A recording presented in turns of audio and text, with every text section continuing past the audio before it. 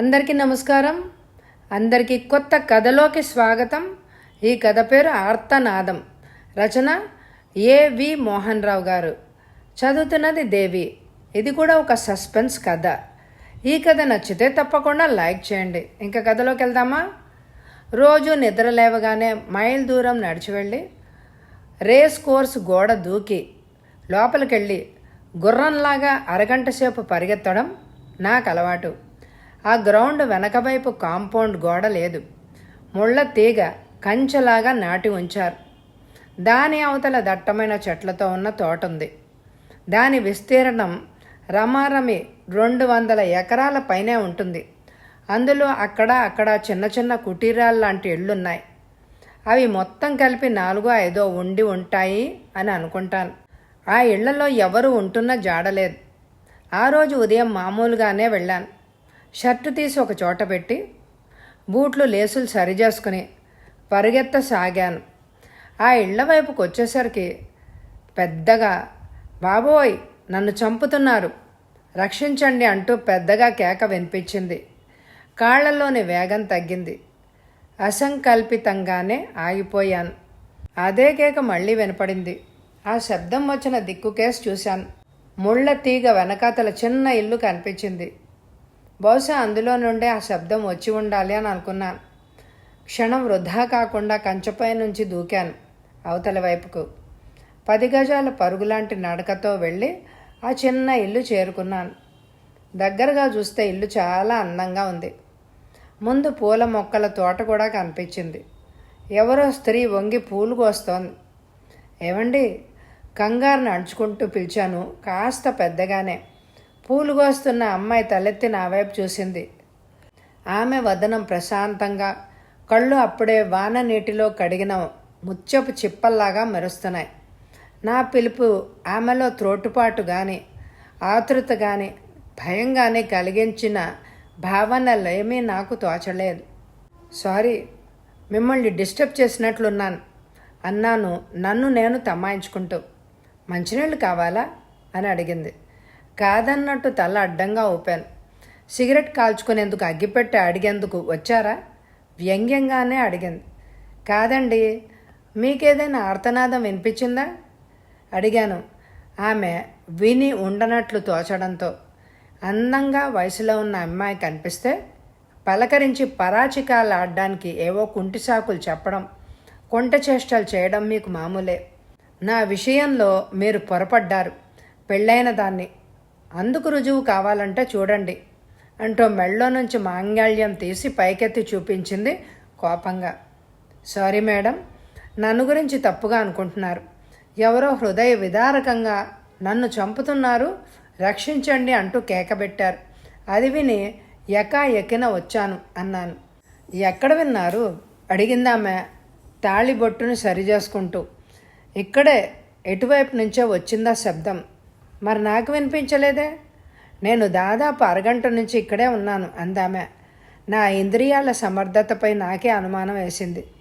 ఏం చెప్పాలో తోచలేదు. నాకన్నా దగ్గరలో ఉందామె. పైగా ప్రశాంతమైన వాతావరణంలో ఉంది. అలాంటి ఆర్తనాదమే వినిపించి ఉంటే ఖచ్చితంగా నేను కూడా వినేదాన్ని కదా. కానీ తను వినలేదంది. అంటే నేనే పొరపడి ఉండాలి అని తీర్మానించుకున్నాను. సారీ, మిమ్మల్ని అనవసరంగా ఇబ్బంది పెట్టాను, క్షమించండి అంటూ ఆమె జవాబు కోసం ఎదురు చూడకుండా వెనక్కి వెళ్ళి ముళ్ళ తీగలు దాటి రేస్ కోర్సులోకి వెళ్ళి షర్టు తీసుకుని స్కూటర్ ఎక్కి ఇల్లు చేరాను. ఆ రోజంతా నిన్న పొద్దున జరిగిన సంఘటన వెంటాడుతూనే ఉంది. ఆ ఆర్తనాదం స్టీరియోఫోనిక్ సౌండ్ లాగా చెవుల్లో గింగురుమంటూనే ఉంది. ఆ కంఠం మగవారిది. ఎవరో గొంతు పిసుకుతున్నప్పుడు అరిచినట్లుగా ఉంది. ఆఫీస్లో కూడా చాలా నిరుత్సాహంగా ఉండిపోయాను. రాత్రి భోంచేసి ఇంటికొచ్చాను. ఎంత తంటాలు పడ్డా నిద్ర పట్టలేదు. లాభం లేదని 2 పెగ్గుల విస్కీ తాగాను. నాకు తెలియకుండానే కళ్ళు మూసుకొని పోయాయి. తెల్లవారింది. మళ్ళీ యథాప్రకారం రేస్ కోర్సుకు వెళ్ళాను. టైం చూసుకున్నాను. అంతకు ముందు రోజు అక్కడికి చేరిన టైంకే మళ్ళీ అక్కడికి చేరుకున్నాను. షర్టు విప్పి ఒక మూలను పెట్టి పరిగెత్తడం ప్రారంభించాను. ఆ కుటీర ప్రాంతానికి వచ్చాను. అంతకు ముందు రోజులాగే ఆ ఆర్తనాదం వినిపించింది. వెనక ముందు చూడకుండా కంచె దాటి ఆ కుటీరం దగ్గరికి వెళ్ళాను. ముందు రోజు కనిపించిన ఆమె పూలు కోస్తోంది. నా బూట్ల శబ్దానికి కాబోలు తలెత్తి నా వైపు చూసింది. మళ్ళీ ఆర్తనాదం వినిపించిందా? ఆమె అడిగింది నవ్వుతూ. అవును అన్నట్లు తలూపాను. కాదు, నేను కనిపించాను. నన్ను చూడగానే ఒంట్లోని నరాలు తిమ్మిరెక్కుంటాయి. అందుకే ఇలా కంచెలు దూకుతున్నావు. ఇంకో మారి ఇలా చేసావంటే మా వారితో చెప్పి ఎముకలు పిండి చేయిస్తాను. ఆమె చెప్పే తీరుని బట్టి అంత పని చేయడంలో నాకు అనుమానం కలగలేదు. ఏమండి, నోటికొచ్చినట్టు మాట్లాడడం సభ్యత కాదు. నాకింకా పెళ్లి కాలేదు. బ్యాంకులో ఆఫీసర్గా ఉన్నాను. కావాల్సినంత అంటే 5-6 లక్షల ఆస్తి ఉంది. ఏకాకిని. మీకన్నా అందమైన వాళ్ళు పెళ్ళాడతానని అంటున్నారు. కానీ నేనే ఇష్టపడడం లేదు అన్నాను. నా గురించి ఆమె కొంత తెలుసుకోవడం మంచిది అన్న ఉద్దేశంతో. ఎందుకనో అడిగింది ఆమె చిత్రంగా కళ్ళు తిప్పుతూ. నాకు నచ్చిన అమ్మాయి దొరక్క అన్నాను. ఎలాంటి అమ్మాయి కావాలో అదన్నా చెప్పండి. చూడనన్నా చూస్తాను. మీకు కంచెలు దూకడం, అందమైన ఆడవాళ్ల వైపు వెర్రిమొహం వేసుకొని చూడడం లాంటి అనర్థాలైనా తప్పుతాయి అంది. కాస్త మర్యాదగా మాట్లాడడం మీకు రాదా అండి అని అడిగాను. ఈ మారు కాస్త కోపంగానే. వచ్చు, మర్యాదస్తులతో. మీలాంటి వాళ్లతో మాత్రం నాకు ఇలాగే మాట్లాడాలని అనిపిస్తుంది. నా మాట తీరు నచ్చకుంటే మాట కలపడం మానేయండి అంది నిష్కర్షగా. మీరు నాలాగే ఆ ఆర్తనాదం వింటున్నారు అని నా అనుమానం. మీ ఇంట్లో ఎవరినో రోజు హత్య చేయాలని ప్రయత్నిస్తున్నారు. అతను అరుస్తున్నాడు. మధ్యలో శనిగాళ్లగా నేను అడ్డొస్తున్నాను. మీ ప్రయత్నం అందుకే కొనసాగడం లేదు. నన్ను బుకాయించి లాభం లేదు అన్నాను. ఆపద్ బాంధవుడిలాగా నువ్వు వచ్చే టైంకి హత్య చేయాల్సిన అవసరం ఏమిటి? ఆ తర్వాత అంతకుముందు ఎందుకు చేయకూడదు? అప్పుడు నీవు అడ్డుండవుగా అడిగింది ఆమె వెటకారంగా. ఆ గొంతును బట్టి అతను ముసలాళ్లాగా అనిపిస్తోంది. మీకెవరితోనో పడుచువాడితో సంబంధం ఏర్పడి ఉంటుంది. భర్తను వదిలించుకోవడానికి అతన్ని చంపాలి అని ప్రయత్నం చేస్తున్నారు. నేను ఈ విషయం పోలీసులకి చెప్పి మీ ఇంటి చుట్టూ పోలీస్ కాపలా పెట్టిస్తాను. అప్పుడేం చేస్తారో చూస్తాను అన్నాను. 1 పైసా ఖర్చు లేకుండా రాత్రింబవళ్ళు మా ఇంటి చుట్టూ పోలీస్ కాపలా ఏర్పాటు చేస్తానంటూ ఉంటే వద్దనేందుకు? నేనేమైనా దద్దమ్మన్ను గాను? అలాగే చెయ్యి అంది ఆమె. చేస్తానంటూ కోపంగా గెరుక్కున వెనక్కి తిరిగి వచ్చేశాను. ఇంటికొచ్చాక బాగా ఆలోచించాను. పోలీసుల దాకా ఈ కథ తీసుకెళ్ళి వాళ్ల దగ్గర నవ్వుల పాలు కావడం నాకు ఇష్టం లేకపోయింది. అందువల్ల ఆ ప్రయత్నం మానేశాను.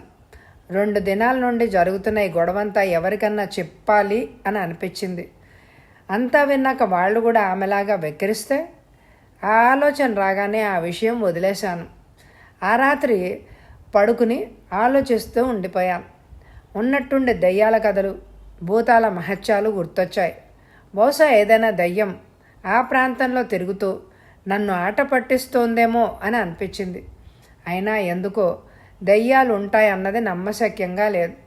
అయితే ఆ రోజు అలారం పెట్టినట్లు టెన్షన్గా నేను వెళ్ళే సమయానికి ఆ ఆర్తనాదం ఎందుకు వినిపిస్తోంది? నాతో ఎవరైనా పరాచికం ఆడుతున్నారేమో అని అనుకున్నాను. అందువల్ల వాళ్ళకు కలిసి వచ్చేది ఏమిటో అర్థం కాలేదు. ఉన్నట్టుండి నా దృష్టి పథంలోకి ప్రభుత్వ ప్రైవేటు డిటెక్టివ్ సుధాకర్ గారు గుర్తొచ్చారు. వారి అకౌంట్ నా బ్రాంచ్లోనే ఉంది. ఆయన 2-3 సార్లు కలుసుకున్నాను డిపాజిట్ల విషయంలో. ఆయన్ని సంప్రదించాలి అని అనుకున్నాను. ఆ నిర్ణయం చేసుకోగానే శరీరాన్ని మత్తులాంటి నిద్ర ఆవరించింది. ఇదండి కదా, చెప్పాను వివరంగా. పైపు కాలుస్తూ రాకింగ్ చైర్లో కూర్చుని ఊగుతూ కొడుతూ వింటున్న సుధాకర్ కాళ్ళు 2 నేలపైన పెట్టి కుర్చీ కదలికను ఆపి ముందు కొంగి, నువ్వు ఆ ఇంట్లోకి వెళ్ళలేదా అని అడిగాడు. లేదండి అన్నాను. ఆ అమ్మాయిని చూస్తే నీకేమనిపించింది? ఏమీ అనిపించలేదు అన్నాను. నా ఉద్దేశం ఏమంటే, ఆమె కంగారుగా ఉన్నట్టు లేదా విచారంగా ఉన్నట్టు అనిపించిందా? అలాంటి భావాలేవీ ప్రదర్శించలేదు. చాలా గడసరిగా ఉంది అన్నాను నేను ఆమె మాటలు గుర్తు చేసుకుంటూ. ఈ దినం మీరు వెళ్ళలేదు కదా? లేదండి, మానేశాను. మళ్ళీ ఆ ఆర్తనాదం వినిపిస్తే పిచ్చి పడుతుందేమోనని అనిపించింది నాకు అని అన్నాను. ప్రపంచంలో అక్కడక్కడ కొన్ని విచిత్రాలు జరుగుతూ ఉంటాయి. ఎందుకైనా నేను ఒక మారు ఆ ప్రాంతాలు చూస్తాను. మీరు సాయంత్రం నన్ను గలవండే, ఆ తర్వాత కార్యక్రమం నిర్ణయిస్తాను అన్నాడు సుధాకర్. థ్యాంక్స్ అని చెప్పి సెలవు తీసుకొని బ్యాంక్కి వెళ్ళిపోయాను. ఆ దినం పగలంతా చాలా హుషారుగా ఉండగలిగాను. నాపైనున్న భారం సమర్థుడైన శోధకుడి నెత్తిన వేయడం వల్ల నాకు ఆ తేలికతనం కలిగింది అని అనుకుంటున్నాను. అకౌంట్స్ మొత్తం సరిచూసుకుని దగ్గరుండి తాళాలు వేయించి వాచ్మెన్కి అన్నీ అప్పగించి స్కూటర్ తీసి తిన్నగా సుధాకర్ గారి ఇంటికి పోనిచ్చాను. నేను వెళ్ళేసరికి ముందున్న పాకలో గార్డెన్ చైర్ వేసుకుని పైపు కాలుస్తూ ఏదో పుస్తకం చదువుతూ కనిపించారు సుధాకర్ గారు. నమస్తే దగ్గరగా వెళ్ళి అన్నాను. ఓ నువ్వా, రా కూర్చో అంటూ ఎదురుగా కుర్చీ చూపించారు నాకు. నమ్రతగా కూర్చున్నాను. ఆయన పుస్తకం మడిచి పచ్చని గడ్డిపై పెట్టాడు మెల్లగా. ఏమైనా తెలిసిందా సార్ అని అడిగాడు. వెళ్ళాను. ఆ తోట పెద్ద నవాబుదట. అక్కడ ఒక తోటమాలి ఉన్నాడు. అందులో 4-5 కుటీరాలు ఉన్నాయి. కొత్తగా పెళ్ళైన జంటలు, బహిరంగంగా జంటగా తిరగలేని కొన్ని ప్రేమ పక్షులు అప్పుడప్పుడు వచ్చి మకాం వేసి పోతూ ఉంటాయట. ఇవాళ అన్ని ఇళ్ళు ఖాళీగానే ఉన్నాయి. నువ్వు చెప్పిన ఇల్లు గత సంవత్సరం నుంచి ఎవ్వరికి ఇవ్వలేదని తోటమాలి చెప్పాడు అన్నాడు ఆయన. నాకు మతిపోయింది. అతను అబద్ధం చెప్తున్నాడు అన్నాను టక్కున. నేను వెళ్ళి చూశాను. అతను నా ముందే తలుపులు తీశాడు. లోపల అంగుళం ఎత్తున దుమ్ము పేరుకొని ఉంది. అవతల అతని మాటలు నమ్మక తప్పలేదు అన్నాడు ఆయన. ముందున్న పూల తోట చూశారా? చూశాను. ఎలా ఉంది? బాగుంది. ఆ చెట్లకు అతనే రోజు నీళ్లు పోస్తాడట. నా మీద నాకు నమ్మకం పోయింది. నేను అసలు బ్రతికున్నానా లేక అర్ధంతరంగా చచ్చిపోయి దయ్యమై తిరుగుతున్నానా అన్న అనుమానం కలిగింది. కుడి చేత్తో తొడపై గిచ్చుకున్నాను. నొప్పి పుట్టింది. అంటే ప్రాణంతో ఉన్నట్టే అనిపించింది. నువ్వేదో పొరపడి ఉంటావు. అనవసరంగా టైం వేస్ట్ చేసుకోకు. ఈ గడువ మర్చిపోయి హాయిగా తిరుగు సుధాకర్ సలహా చెప్పాడు. విని తలవంచుకున్నాను. ఏం మాట్లాడాలో అర్థం కాలేదు. మెల్లిగా లేచి వస్తాను అంటూ నమస్కారం చేశాను. మంచిది అన్నాడు సుధాకర్. అంతే వడివడిగా వెళ్ళి స్కూటర్ ఎక్కి ఇంటివైపు దూకించాను. మర్నాడు యథాప్రకారం రేస్ కోర్సు గోడ దూకి లోపలికెళ్ళి పరిగెత్తుకునేందుకు తయారయ్యాను. తెల్లటి హాఫ్ ప్యాంటు బనీన్తో పైపు కాలుస్తూ పచార్లు చేస్తూ కనిపించాడు డిటెక్టివ్ సుధాకర్. నాకు ఆశ్చర్యం ఏమీ కలగలేదు. ఆయన దగ్గరికి వెళ్ళాను. సార్ మీరిక్కడకు అన్నాను. ఏ రాకూడదా అని అడిగాడు సుధాకర్. అది కాదు, కనిపిస్తారని అనుకోలేదు అన్నాను ఉత్సాహంగా. మా వృత్తిలో కీలకం అదే. ఎవ్వరు ఊహించని చోట ప్రత్యక్షం కాగలిగితేనే పనులు సమకూరుతాయి. నువ్వొక రౌండ్ వెళ్ళిరా, ఆ ఆర్తనాదం వినిపిస్తుందేమో చూడు. ఇది చాలా పవర్ఫుల్ టేప్ రికార్డర్. ఆన్ చేసి జేబులో ఉంచుకో. అలాంటి అరుపు వినిపిస్తే ఇది ఖచ్చితంగా రికార్డ్ చేస్తుంది. నువ్వు చెప్పిన అమ్మాయి అక్కడ ఉందో లేదో చూడు. ఆమె కనిపిస్తే మాట్లాడకు. తిన్నగా తిరిగొచ్చాయి అన్నాడు సుధాకర్. మరి మీరు అన్నాను సందేహంగా. నేను వెనకనే వస్తుంటాను, కానీ దూరంగా. నువ్వు దేనికి భయపడొద్దే అన్నాడు సుధాకర్. భయపడ్ను. ఇంకా బయలుదేరమంటారా? Okay, wish you best of luck అన్నాడు సుధాకర్. నేను పరిగెత్తడం మొదలుపెట్టాను. రోజులాగా కాకుండా అడుగులు మెల్లగా పడుతున్నాయి. పరుగులో వేగం లేదు. నా మామూలు స్థానానికి రాగానే చెవులు రిక్కించి వినసాగాను. ఆ ఆర్తనాదం వినిపించలేదు. కంచె దగ్గరగా ఆగాను.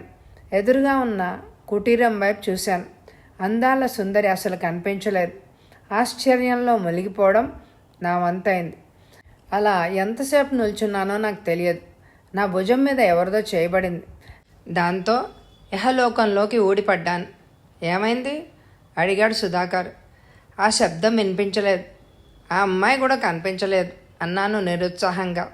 అంటే తోటమాలి చెప్పింది నిజమేనన్నమాట అంటూ కంచె దాటి అవతల వైపుకి దూకి వెళ్ళిపోయాడు ఆయన. నేను అక్కడే నిల్చున్నాను. 10 నిమిషాల తర్వాత తిరిగొచ్చాడు. వెళ్దామా అడిగాడు సుధాకర్. అన్నాను. ఇద్దరం నడుస్తుండగా నువ్వెవరినైనా మంచి డాక్టర్కి చూపించుకోవడం మంచిది. నరాలు చాలా బలహీనంగా ఉన్నట్లున్నాయి.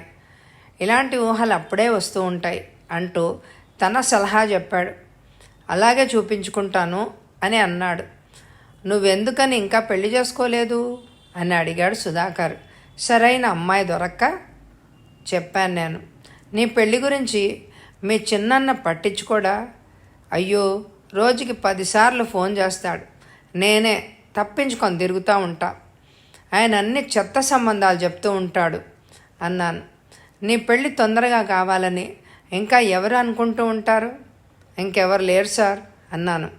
ఇద్దరం రేస్ కోర్సు వెల్లపలకి వచ్చాం.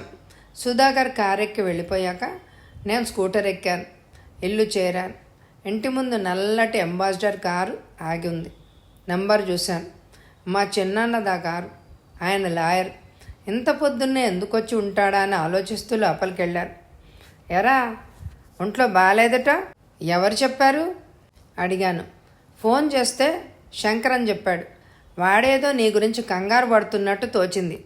వెంటనే చూద్దామని వచ్చాను. నాకు సపర్యలు చేసేందుకు పెట్టుకున్న శంకర్ పైన కోపం వచ్చింది. నాకేంటి, నిక్షేపంలా ఉన్నాను అన్నాను ఎదురుగా కూర్చుంటూ. నీ మొహం చూస్తేనే తెలుస్తోంది. వెంటనే మనం డాక్టర్ లక్ష్మణరావు గారి దగ్గరికి వెళ్దాం. ఆయనతో చెప్పాను నువ్వు వస్తావని అన్నాడు ఆయన. అలాగే అన్నాను ఆయనతో అనవసరంగా సంభాషణ పెంచుకోవడం ఇష్టం లేక. రెస్ట్ దొరుకుతుంది, 4 రోజులు మన ఇంటికి వచ్చి ఉండరాదు అన్నారు ఆయన లేస్తూ. నేనేం మాట్లాడలేదు. ఆయన కారెక్కి వెళ్ళిపోయాడు. స్నాన పానాదులు ముగించుకొని లక్ష్మణరావు గారి దగ్గరికి వెళ్ళాను.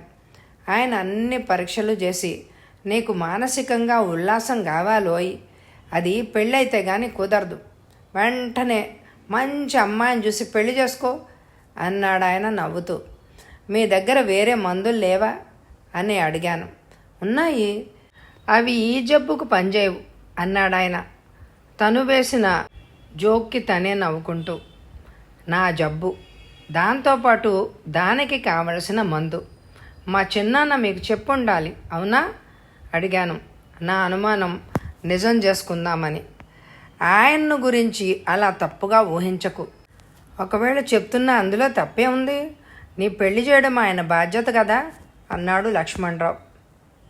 ఆ సాయంత్రం బ్యాంకు నుంచి తిన్నగా చిన్నాన్న గారింటికి బయలుదేరాను. కొన్ని సంబంధాల వివరాలు చెప్తాను రమ్మని మరీ చెప్పడంతో ట్రాఫిక్ సర్కిల్ దగ్గర ఎదురుగా ఎర్ర లైటు వెలగడంతో స్కూటర్ ఆపాను. నా స్కూటర్ పక్కనే ఫియట్ కారు పార్క్ చేసి ఉంది. యూనిఫామ్లో ఉన్నాడు డ్రైవర్. వెనక సీట్లో ఒక మూలకు ఒదిగి కూర్చుని అందమైన స్త్రీ కనిపించింది.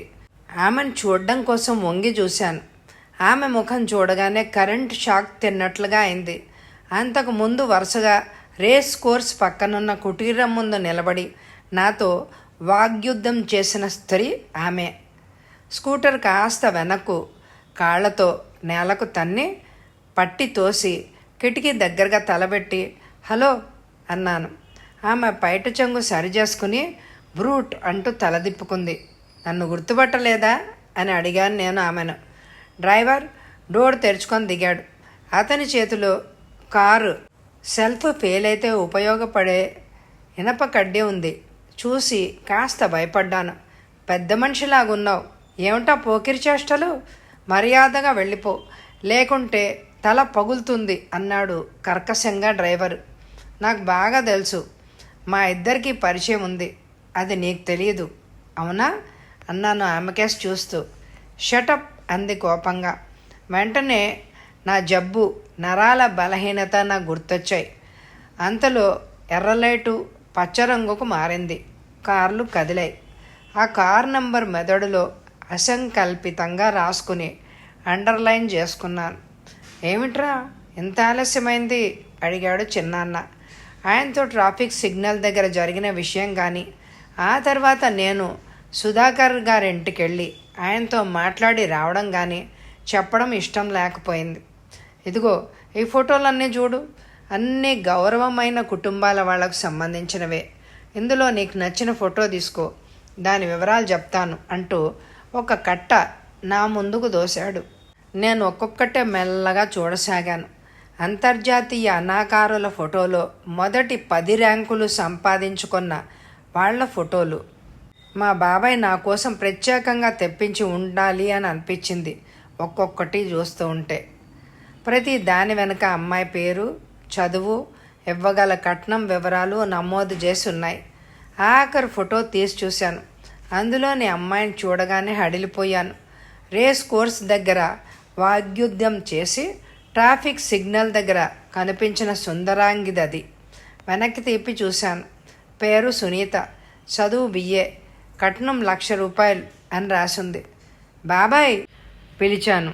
ఏమిట్రా, ఈ ఫోటోలో అమ్మాయికి పెళ్ళయిందనుకుంటాను అన్నాను సునీత ఫోటో అందిస్తూ. ఏ, నువ్వు ఆ పెళ్ళికి వెళ్ళావా అందుకుంటూ అడిగాడు బాబాయ్. లేదు. చట్, ఈ అమ్మాయికి పెళ్లి కావడం ఏంట్రా? ఈమె తల్లి తండ్రి ఫారెన్లో ఉన్నారు. ఈ మధ్యనే ఈమె ఇండియాకు వచ్చింది. వాళ్ళ నాన్నగారు నాకు స్నేహితులు. ఆయన పంపాడు ఈ ఫోటో. అమ్మాయి వచ్చి కూడా 10 రోజులు కాలేదు అన్నాడు బాబాయ్. నేను ఈమెను చూద్దామనుకుంటున్నాను. ఫోటోలో ఉన్నట్టు ఒక్కసారి మనుషులు ఉండరు. వాళ్ళకి ఏమోగో చెవిటో ఉంటే తెలియదు కదా. ఎప్పుడు చూద్దాం అని అడిగాను ఉత్సాహంగా. ఆ అమ్మాయిది కాస్త ఫారిన్ కల్చర్. పెళ్లి చూపులు, పాటలు పాడ్డాలు లాంటివి గెట్టవు. మన ఇంటికి టీకి పిలుస్తాను, వస్తుంది. నువ్వు రా, చూద్దువు గాని. నీకు నచ్చితే తర్వాత వివరాలు మాట్లాడుకుందాం అన్నాడు చిన్నాన్న. అలాగే అన్నాను. ఎన్నాళ్లకు నీకు పెళ్లి చేసుకోవాలి అని అనిపించడం, అందులోనూ నా స్నేహితుడి అమ్మాయి నచ్చడం నాకు కూడా చాలా ఆనందంగా ఉందిరా. ఏడుకొండలవాడు నా మొర అలగించినట్టే అన్నాడు చిన్నాన్న. అన్న కొడుకును కూడా కన్న కొడుకులాగా చూడగలిగిన వాళ్ళు ఎంతమంది ఉంటారు ఈ లోకంలో? ఇలాంటి చిన్నాన్న దొరకడం నా అదృష్టంగానే భావించాను. ఆయన దగ్గర సెలవు పుచ్చుకొని ఇంటి దారి పట్టాను. మధ్యలో ఒక పబ్లిక్ బూత్ దగ్గర ఆగి సుధాకర్ గారికి ఫోన్ చేసి జరిగిన విషయం అంతా చెప్పాను. అంతా విని ఆ అమ్మాయిని చూసేందుకు వెళ్లే ముందు తనకు కూడా కబురు చేయమన్నాడు సుధాకర్. సరేనని ఒప్పుకున్నాను. ఆ తర్వాత 2 రోజులు జరిగాయి. చెప్పుకోదగ్గ సంఘటన ఏదీ జరగలేదు. నా పనులు యథావిధిగా జరిగిపోతున్నాయి. రోజు ఉదయం రన్నింగ్ రేస్కి వెళ్తున్నాను. కానీ ఆ ఆర్తనాదం కానీ ఆ అమ్మాయి కానీ మళ్ళీ తటస్థపడలేదు. 3వ రోజు చిన్నాన్న గారింటికి వెళ్ళాను. నేను వెళ్ళేసరికి చిన్నాన్న విస్కీ సీసా ముందు పెట్టుకొని ఉన్నాడు. మా పిన్ని పోయి చాలా రోజులైంది. ఉన్న 2 పిల్లల్ని ఆయన బోర్డింగ్ స్కూల్లో చేర్పించి ఉన్నాడు. అందువల్ల ఆయన కూడా నాలాగే ఏకాకిగా ఉన్నాడు. నా తల్లిదండ్రులు 4 ఏళ్ల క్రితం కారు యాక్సిడెంట్లో పోయారు. నాకు మిగిలిన బంధువు చిన్నాన్న ఒక్కడే. రారా, ఏంటి ఇలా వచ్చావు అని అడిగాడు ఆశ్చర్యపోతూ. చూచిపోదామని వచ్చాను అన్నాను కూర్చుంటూ. లేదులే ఓయ్, పెళ్లి చూపులు ఇంకా ఎందుకు ఏర్పాటు చేయలేదా అని అడిగి తెలుసుకుందామని వచ్చావు. నన్ను చూశాక సిగ్గు ముంచుకొచ్చింది అంతే కదూ అన్నాడు గ్లాస్ అందుకొని. లేదు లేదు, పర్వాలేదులే, నా దగ్గర సిగ్గేమిటి? ఆ అమ్మాయి ఊళ్ళు తిరుగుతోంది, తీరిక దొరకనే పిలిపిస్తాను అన్నాడు. ఆమె ఫోటో ఉంది కదూ? ఉంది. మళ్ళీ చూస్తావా? అన్నాను. ఆ డ్రాయర్లో ఉంది, తీసుకుపో, తనవి తీరా చూసుకో అంటూ ఫోటో గురించి చెప్పాడు. నేను లేచి డ్రాయర్ సొరుగులాగి అందులో ఉన్న ఫోటో తీసుకున్నాను. ఆ తర్వాత 2-3 నిమిషాలు మాట్లాడి ఫోటోతో సహా వెలుపల పడ్డాను. అక్కడి నుంచి తిన్నగా సుధాకర్ గారి ఇంటికి వెళ్ళాను. నన్ను చూడగానే నవ్వాడాయన. నమస్కారం చేసి ఎదురుగా ఉన్న కుర్చీలో కూర్చున్నాను. ఏమిటి విశేషాలు? ఆ అమ్మాయితో పెళ్లి చూపులు ఇంకా కాలేదా అని అడిగాడు. లేదు సార్, ఆ అమ్మాయి బిజీగా ఉందట. నువ్వు ఇచ్చిన కార్ నెంబర్ గురించి కనుక్కున్నాను. అది ట్రావెల్స్ అనే కంపెనీ వాళ్ళది. కార్లు అద్దెకిస్తూ ఉంటారు వాళ్ళు. నువ్వు చెప్పిన నంబర్ కారును ఆ రోజు మీ చిన్నాన్నకి అద్దెకిచ్చారు. ఆ కారు డ్రైవర్ని పట్టుకున్నాను. 4 రోజుల క్రితం హోటల్ హాలండ్లో దిగిందట. అందులో నువ్వు చూసిన అమ్మాయి. ఆమె గురించి వాకప్ చేశాను అతనితో. ఆమె అవివాహితగా బాగా డబ్బున్న మనిషిలాగా ఉందని చెప్పాడు వాడు. నేను హాలండ్ హోటల్కి వెళ్ళాను, కానీ ఆమె నాకు కలవలేదు అన్నాడు. చిత్రంగా ఉంది సార్. నాకు కూడా చిత్రంగానే ఉంది. ఆమె ఈ దేశం వచ్చి 4 రోజులే అయింది, కానీ నువ్వామెను అంతకుముందే చూశానంటున్నావు. పైగా ఆమెకు పెళ్ళయిందని కూడా అంటున్నావు. ఇందులో ఏదో పెద్ద తిరకాసుంది. అది తెలిస్తే ఆ ఆర్తనాదం విషయం కూడా తెలుస్తుంది. నువ్వేం కంగారు పడకు, నా ప్రయత్నాలు నేను చేస్తున్నాను అన్నాడు సుధాకర్. నన్నేం చేయమంటారు అని అడిగాను. పెళ్లి చూపులు కానీ నన్ను పిలవడం మాత్రం మర్చిపోకే అన్నాడు సుధాకర్. సాయంత్రం 4 గంటల ప్రాంతంలో నాకు ఫోన్ వచ్చింది సుధాకర్ గారి దగ్గర నుంచి. ఉన్న పళంగా అర్జెంటుగా రమ్మన్నారు నన్ను. అసిస్టెంట్ మేనేజర్కి చెప్పి తిన్నగా బయలుదేరి వెళ్ళాను. రావయ్యారా అంటూ పిలిచాడు. వెళ్ళి కూర్చున్నాను. అక్కడున్న ఇద్దరినీ చూశాను. మతిపోయింది. ఆ స్త్రీ ఎవరో కాదు, సునీత. మీకు ఇంతకుముందు చెప్పానే, అతను ఇతనే అంటూ నన్ను చూపించాడు వాళ్ళకి. ఇద్దరూ తలూపారు. వాళ్ళు నీకు తెలుసా అని అడిగాడు సుధాకర్. ఆమెను తెలుసు, పేరు సునీత అన్నాను. అవును, ఫారెన్లో ఉంటుంది, ఇండియాకి ఈ మధ్య వచ్చింది అన్నాడు సుధాకర్ గారు. తలూపాను తెలుసు అన్నట్టు. వాళ్ళ నాన్నకు మీ చిన్నాన్నగారికి స్నేహితం ఉందట. ఆమె వివాహం ఏర్పాట్లన్నీ ఆయన చూస్తారట అన్నాడు సుధాకర్. నేను జేబులో ఉన్న ఫోటో తీసి చూపించాను. ఆమె చూసింది. ఇది నాదే, మీ చిన్నాన్నగారు అడిగి తీసుకున్నారు అంది సునీత తిరిగి ఇచ్చేస్తూ. ఈవిడ ఎందుకు వచ్చిందో తెలుసా అని అడిగారు నన్ను. తెలియదు అన్నట్టు తల అడ్డంగా తిప్పాను. పెళ్లి చేసుకునేందుకు వచ్చి ఉంటుందని చెప్పడం ఇష్టం లేక. ఈమెకు వినీత అనే చెల్లెలుండేదట. సంవత్సరం క్రితం ఎవరినో ప్రేమించి అతనితో లేచి వచ్చేసిందట ఇండియాకు. ఇక్కడికొచ్చి కొన్ని ఉత్తరాలు రాసిందట. ఈ మధ్య ఆమె దగ్గర నుంచి ఉత్తరాలే రావడం లేదుట. దాంతో కంగారు పడి చూసిపోదామని వచ్చింది. వాళ్ళ నాన్నగారు మీ చిన్నాన్నగారికి కేబుల్ పంపారట సునీత ప్రయాణం గురించి అన్నాడు సుధాకర్. వింటున్నట్లు తలూపాను. ఆమె చెల్లెలు అచ్చం ఈమెలాగే ఉంటుందట. ఇద్దరూ కవలలుగా పుట్టడం వల్ల ఒకే రంగు ఒకే రూపం ఉన్నాయట. ఆమె గురించి వచ్చింది మొదలు తిరిగిందట. ఎక్కడా కనిపించలేదట. పోలీస్ రిపోర్ట్ ఇవ్వాలి అని అనుకుందట. కానీ అందరికీ తెలుస్తుందన్న భయంతో నా దగ్గరకు వచ్చింది. అందుకనే నేను నీకు ఫోన్ చేశాను అన్నాడు సుధాకర్. నాకు మతిపోయినట్లుగా ఉంది. జరుగుతున్న సంఘటనలు ఒకదానికొకటి సంబంధం లేకపోవడంతో పిచ్చి ఎక్కుతున్నట్లుగా ఉంది. పెళ్లి సంగతి చెప్పారా అడిగాను. చెప్పాను. తన ఆ విషయం గురించి మీ చిన్నాన్నతో సంప్రదించలేదుట. అలాంటి ఉద్దేశంతో తను రాలేదని కూడా అన్నది. అవునా అమ్మాయి అడిగాడు సుధాకర్. అవునండి అంది సునీత. అయితే నేను చూసింది ఈమె చెల్లెల్ని అయి ఉండాలి. ఆమెకు వివాహమైంది.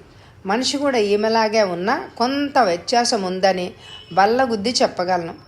అయితే అది మనిషో లేక దెయ్యమో నాకు అర్థం కావడం లేదు అన్నాను. ఇప్పుడు మనం తెలుసుకోవాల్సిందే. ఆమె పెళ్ళాడిన మనిషి పేరు వివరాలు సునీత చెప్పింది. వాటి ఆధారంగా ఎంక్వైరీ చేయించాను. అతను 6 మాసాల క్రితం హాస్పిటల్లో చనిపోయాట. నిద్రమాత్రలు డోసు ఎక్కువ కావడం వల్ల గుండె ఆగి మరణించినట్లుగా తెలిసింది. ఆ తర్వాత ఆమె జాడ కనిపించలేదు అన్నాడు సుధాకర్. ఒకవేళ ప్రేమించి పెళ్ళాడిన వ్యక్తి చనిపోవడంతో మతిపోయి ఆమె ఆత్మహత్య చేసుకుని ఉండొచ్చునేమో అన్నాను అనుమానంగా. అదే తెలుసుకోవాలి. అందుకు నేను ఒక పథకం వేస్తున్నాను. అది అమలుపరిచి చూద్దాం. నా అంచనా ప్రకారం అన్ని విషయాలు తెలుసుకోవాలి అంటే అంతకన్నా మరొక మార్గం లేదు అన్నాడు సుధాకర్. చెప్పండి అన్నాను. సునీత పెళ్లి చూపులకు వస్తుంది. నువ్వు మీ చిన్నాన్నని ఎలాగైనా తొందరపెట్టి వెంటనే ఆమె వచ్చే ఏర్పాట్లు చేయాలి అన్నాడు సుధాకర్. ఫోన్ మోగింది. ఫోన్ తీసుకున్నాడు సుధాకర్.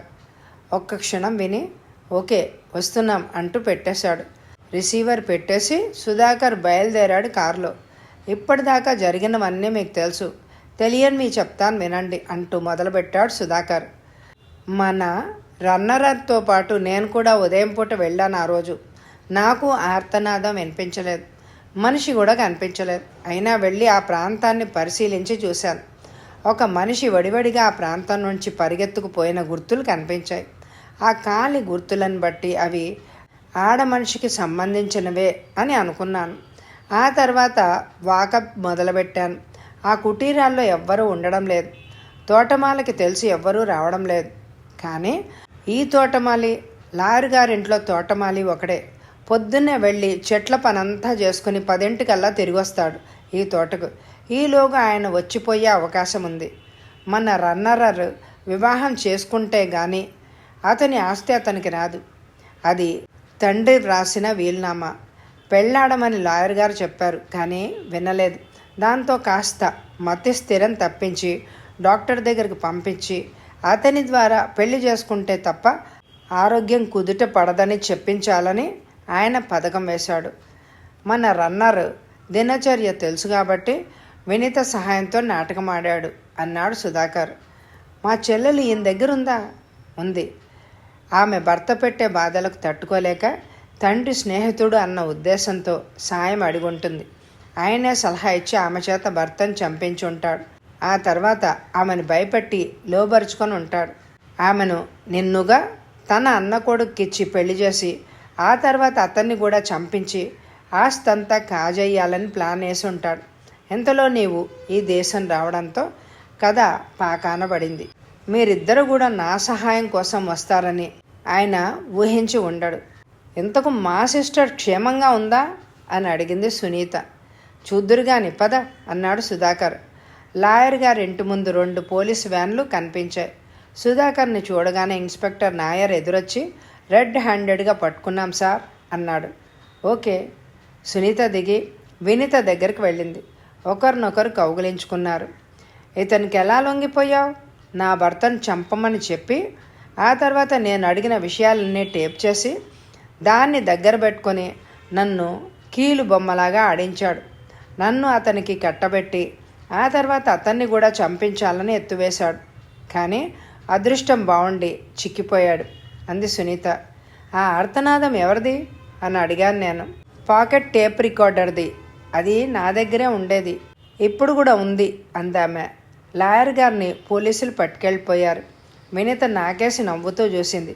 నేను వెళ్ళి సునీత పక్కన నిలబడి ఓదార్చాను. కథ సమాప్తం. ఈ కథ మీ అందరికీ నచ్చితే తప్పకుండా ఎక్కువ లైకులు ఇవ్వండి. మీ లైక్స్ మూలాన ఈ వీడియో ఇంకొంతమందికి చూపించబడుతుంది. మరి తప్పకుండా లైక్ చేస్తారు కదూ. Thank you very much my dear friends.